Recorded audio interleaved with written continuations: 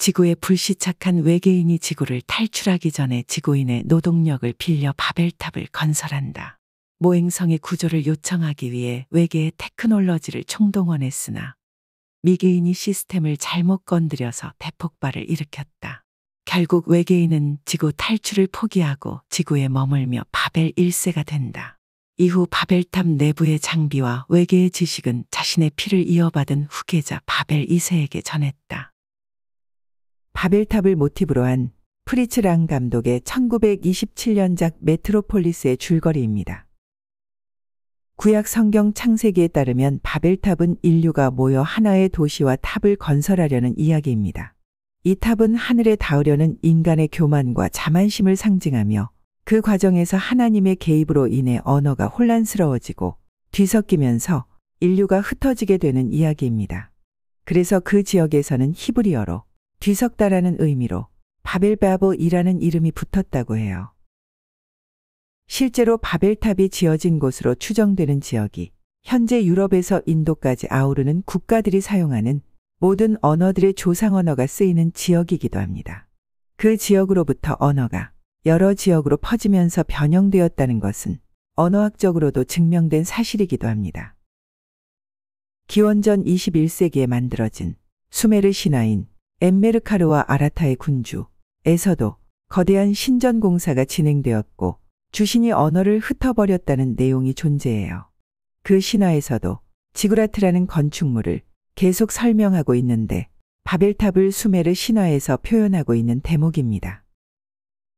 바벨탑은 하늘에 닿으려는 인간의 교만과 도전을 상징하기 위해 점점 더 높이가 올라가는 구조로 묘사됩니다.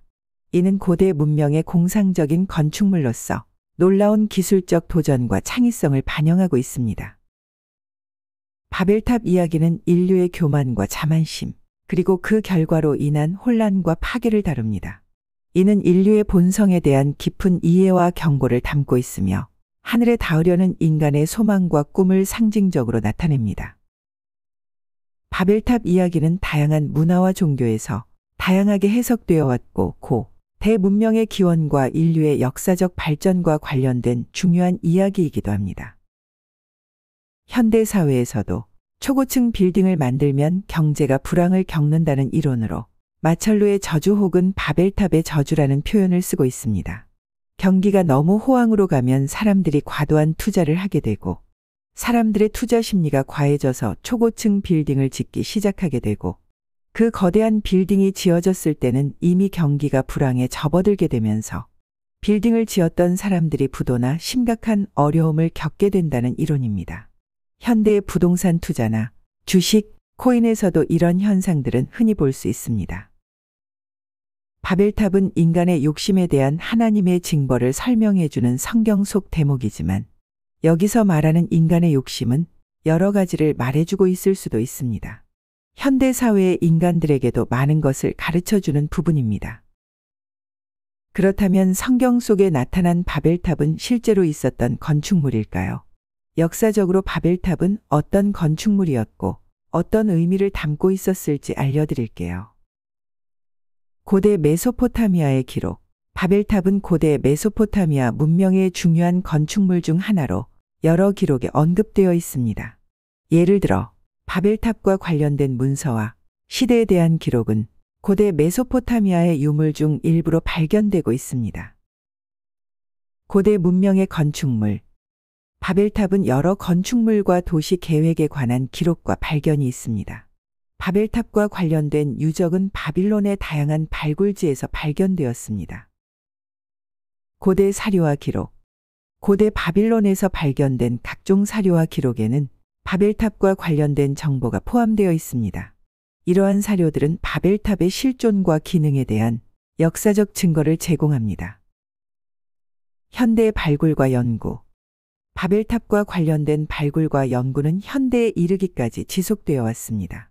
이러한 연구를 통해 바벨탑의 위치와 구조에 대한 추가적인 정보들이 확인되고 있으며 이를 통해 바벨탑의 역사적 신뢰성을 더욱 향상시켜주고 있습니다. 이런 역사적 기록고 연구 결과들을 통해 우리는 아래와 같은 결론을 유추할 수 있습니다. 바벨탑은 고대 메소포타미아의 도시 바빌론에 지어졌습니다. 바빌론은 현재의 이라크 남부 지역으로 보고 있습니다. 바벨탑은 고대 메소포타미아 문명의 중요한 건축물 중 하나이고 역사적 증거들은 바벨탑이 실제로 존재했음을 보여주고 있습니다. 고대 메소포타미아는 고도로 발달한 건축 기술을 보유했습니다. 바벨탑은 고대 메소포타미아의 건축 기술과 창의성을 대표하는 건축물 중 하나였습니다. 바빌론은 고대 문명의 중심지 중 하나였으며 다양한 문화와 종교가 교차하는 곳이었습니다. 바벨탑의 존재와 관련된 역사적 발굴과 연구는 다양한 학자들과 연구자들에 의해 수행되고 있으며 앞으로도 역사적인 결과를 계속 확장시켜 줄 것입니다. 마지막으로 성경 속 바벨탑 이야기가 현대를 사는 우리에게 어떤 교훈을 주고 있을지 알아보겠습니다. 교만의 경계. 바벨탑 이야기는 교만과 자만으로 인한 업보를 경계하는 교훈을 전합니다. 바벨탑을 짓는 사람들은 하늘에 닿으려는 교만한 마음을 갖고 있었으나 이것이 결국 엉뚱한 결과로 이어졌습니다. 이는 우리가 자신의 한계를 인식하고 그에 맞게 행동해야 함을 상기시키는 교훈이 될 수 있습니다. 협력과 의사소통의 중요성. 바벨탑 건설은 다양한 사람들의 협력과 의사소통이 필요한 프로젝트였습니다. 그러나 인간들의 이해관계가 분열되고 혼란이 가중되면서 프로젝트는 실패로 끝나게 되었습니다. 이는 협력과 의사소통의 중요성을 강조하는 교훈으로 해석될 수 있습니다. 자연과 조화. 바벨탑 이야기는 자연과 조화의 중요성을 강조합니다. 인간의 교만과 자만은 종종 자연과의 조화를 무시하고 파괴할 수 있습니다. 따라서 우리는 우리의 행동이 자연과 조화롭게 어우러져야 한다는 교훈을 얻을 수 있습니다. 역사의 교훈. 바벨탑 이야기는 역사적 사건이 우리에게 교훈을 제공한다는 점을 상기시킵니다. 역사는 반복되는 경향이 있으며 과거의 실수와 교훈을 통해 현재와 미래에 대한 방향을 찾을 수 있습니다. 이러한 교훈들은 바벨탑 이야기를 통해 우리가 삶의 여러 측면을 조망하고 현대 사회에서도 중요한 가치와 원칙을 발견할 수 있음을 보여줍니다. 바벨탑은 창세기에 등장하며 교만해지기 쉬운 인간의 본성을 말해주고 있습니다. 성경 속 이야기를 다시 한번 되새기면서 앞에 설명드린 교훈을 잘 되새기시길 바랍니다. 지금까지 모든 사람들이 언제 어디서나 성경과 함께할 수 있도록 최선을 다하고 있는 비치길 TV였습니다. 바벨탑에 대해 역사와 다른 문명권에서는 바벨탑을 어떻게 기록하고 있는지에 대해 특별편으로 제작해 보았어요. 창세기나 마태복음 또는 시편 등 다른 성경도 듣고 싶다면 구독 부탁드리고요. 다른 이야기가 궁금하다면 댓글로 남겨주세요.